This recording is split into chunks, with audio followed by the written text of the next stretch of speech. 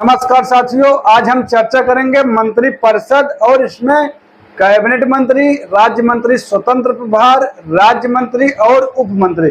इसके बाद हम चर्चा करेंगे मंत्रिमंडल, फिर देखेंगे कि मंत्रिमंडल और मंत्री परिषद में अंतर क्या है। तो चलिए स्टार्ट करते हैं। मंत्री परिषद, मंत्रियों के समूह को मंत्री परिषद कहा जाता है, जिसमें कैबिनेट मंत्री, राज्य मंत्री, स्वतंत्र प्रभार, राज्य मंत्री और उप मंत्री शामिल होते हैं। यह मंत्रियों का एक बड़ा निकाय होता है जिसमें सरकार के सभी मंत्री शामिल होते हैं। तो चलिए अब बात करते हैं कि आखिर मंत्री परिषद की संवैधानिक स्थिति क्या है। अनुच्छेद 74 के अनुसार राष्ट्रपति की सलाह और सहायता के लिए एक मंत्री परिषद होगा। क्या? अनुच्छेद 74 के अनुसार राष्ट्रपति की सलाह और सहायता के लिए एक मंत्री परिषद होगा, जिसका अध्यक्ष प्रधानमंत्री होगा। क्या? जिसका अध्यक्ष प्रधानमंत्री होगा। मंत्री परिषद राष्ट्रपति को जो सलाह देगा, राष्ट्रपति उसे मानने के लिए बाध्यकारी है। क्या? मंत्री परिषद राष्ट्रपति को जो सलाह देगा, राष्ट्रपति उस सलाह को मानने के लिए बाध्यकारी हैं। अर्थात मंत्री परिषद जो सलाह राष्ट्रपति को देगा, राष्ट्रपति को वो सलाह मानना ही पड़ेगा। अब चलिए हम बात कर लेते हैं कैबिनेट मंत्री के ऊपर। कैबिनेट मंत्री ये अपने मंत्रालय के अध्यक्ष होते हैं और अपने मंत्रालय से संबंधित सभी निर्णय स्वयं लेते हैं और ये मंत्रिमंडल के बैठकों में भाग लेते हैं। क्या? ये मंत्रिमंडल के बैठकों में भाग लेते हैं। कैबिनेट मंत्रालय का उदाहरण है जैसे गृह मंत्रालय, रक्षा मंत्रालय, वित्त मंत्रालय, शिक्षा मंत्रालय आदि। अब हम बात करते हैं राज्य मंत्री स्वतंत्र प्रभार। ये भी अपने मंत्रालय के अध्यक्ष होते हैं और अपने मंत्रालय से संबंधित सभी निर्णय स्वयं लेते हैं।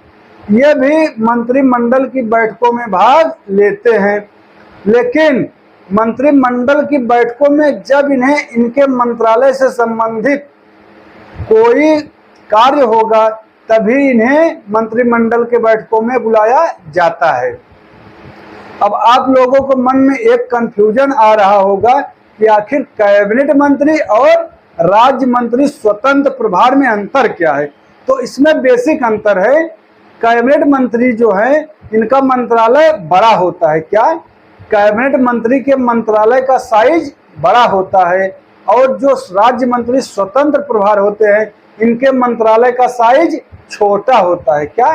स्वतंत्र प्रभार मंत्रियों का मंत्रालय छोटा होता है। स्वतंत्र प्रभार मंत्रालय इसलिए भी बनाया जाता है कि जैसे सरकार में कोई नया मंत्री आता है, उसको वो मंत्रालय दे दिया जाता है। यदि वो अच्छा परफॉर्मेंस करता है तो सरकार उसे आगे चलकर बड़े मंत्रालय की जिम्मेदारी दे सकती है और सरकार इससे उस मंत्री का परफॉर्मेंस भी चेक कर पाती है कि आखिर ये मंत्री कैसा परफॉर्मेंस कर रहा है। तो चलिए अब हम बात करते हैं राज्य मंत्री। राज्य मंत्री कैबिनेट मंत्रियों की सहायता के लिए होते हैं। क्या? राज्य मंत्री कैबिनेट मंत्रियों की सहायता के लिए होते हैं। अर्थात जो कैबिनेट मंत्रालय होता है, इस मंत्रालय का साइज बहुत बड़ा होता है और इतने बड़े मंत्रालय को एक व्यक्ति के द्वारा मैनेज करना थोड़ा कठिन होता है। इसलिए उस मंत्रालय में राज्य मंत्री की भी नियुक्ति कर दी जाती है ताकि वो कैबिनेट मंत्री का हाथ बटा सके, जिससे थोड़ा कैबिनेट मंत्री के ऊपर भार कम हो। इसलिए राज्य मंत्री की नियुक्ति की जाती है। अब हम बात करते हैं उप मंत्री। उप मंत्री ये राज्य मंत्री और कैबिनेट मंत्रियों की सहायता करते हैं। क्या? उप मंत्री राज्य मंत्री और कैबिनेट मंत्रियों की सहायता करते हैं, लेकिन वर्तमान में इस पद को समाप्त कर दिया गया है। क्या? वर्तमान में उप मंत्री का पद समाप्त कर दिया गया है। वर्तमान में कोई उप मंत्री नहीं है। तो चलिए अब हम बात करते हैं मंत्रिमंडल। मंत्रिमंडल कैबिनेट मंत्रियों का समूह होता है। क्या? मंत्रिमंडल कैबिनेट मंत्रियों का समूह होता है और जो मंत्री परिषद है, यह इसमें कैबिनेट मंत्री, राज्य मंत्री स्वतंत्र प्रभार, राज्य मंत्री और उप मंत्री शामिल होते हैं। क्या? मंत्री परिषद में कैबिनेट मंत्री, राज्य मंत्री स्वतंत्र प्रभार और राज्य मंत्री, उप मंत्री शामिल होते हैं। अब चलिए हम बात करते हैं कि आखिर मंत्रिमंडल और मंत्री परिषद में क्या अंतर है। फर्स्ट, मंत्रिमंडल कैबिनेट मंत्रियों का समूह होता है, जबकि मंत्री परिषद में कैबिनेट मंत्री, राज्य मंत्री स्वतंत्र प्रभार, राज्य मंत्री और उपमंत्री शामिल होते हैं। सेकंड, मंत्रिमंडल में 15 से 20 मंत्री होते हैं, जबकि मंत्री परिषद में 60 से 70 मंत्री होते हैं। थर्ड, मंत्रिमंडल की नियमित बैठकें होती हैं। क्या? मंत्रिमंडल की नियमित बैठकें होती हैं, जबकि मंत्री परिषद में नियमित बैठकें नहीं होती हैं। मंत्रिमंडल मंत्री परिषद की असली शक्तियों का प्रयोग करता है, अर्थात जो मंत्री परिषद को शक्ति दी गई है उसका असल में प्रयोग मंत्रिमंडल ही करता है, जबकि मंत्री परिषद सिर्फ कागजों तक सीमित है। अर्थात मंत्री परिषद को कागजों में शक्ति दी गई है, लेकिन उसका असल में प्रयोग मंत्रिमंडल ही करता है।